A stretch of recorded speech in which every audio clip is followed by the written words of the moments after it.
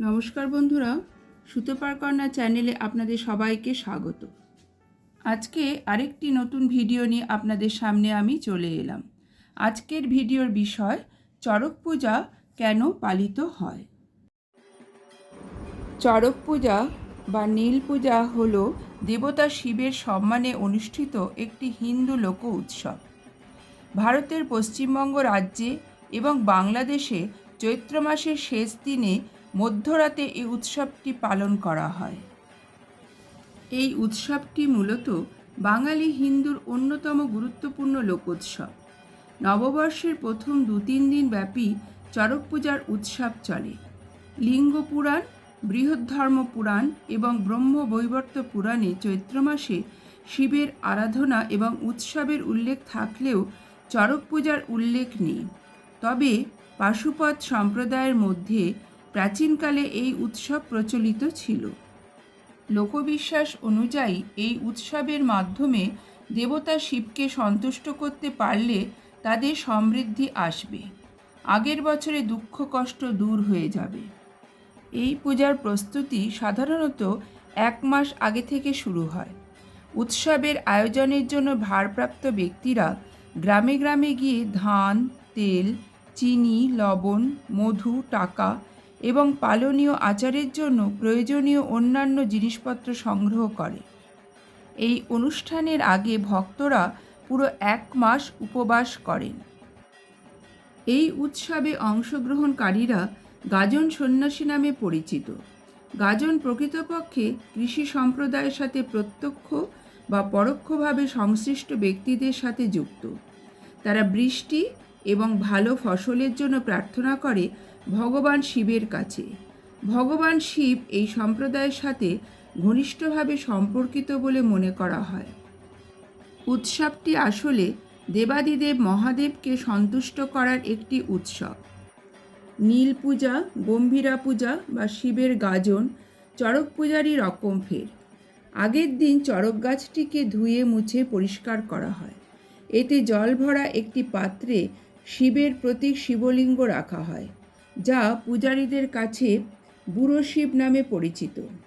পতিত ব্রাহ্মণ এই পূজার পুরোহিতের দায়িত্ব পালন করে। পুজোর বিশেষ বিশেষ অঙ্গ হল কুমিরের পুজো, কাঁটা বা ছুরির ওপর লাফানো, জ্বলন্ত অঙ্গারের ওপর হাঁটা, বান ফোড়া, শিবের বিয়ে, অগ্নি নৃত্য, চড়ক গাছে দোলা এবং হাজরা পূজা করা। এই সব পুজোর মূলে রয়েছে ভূত প্রেত ও পুনর্জন্মবাদের ওপর বিশ্বাস। পুজোর উৎসবে নানা রকমের দৈহিক যন্ত্রণা ধর্মের অঙ্গ বলে বিবেচিত হয়। চড়ক গাছে ভক্ত বা সন্ন্যাসীকে লোহার হরকা দিয়ে চাকার সঙ্গে বেঁধে দ্রুতবেগে ঘোরানো হয়।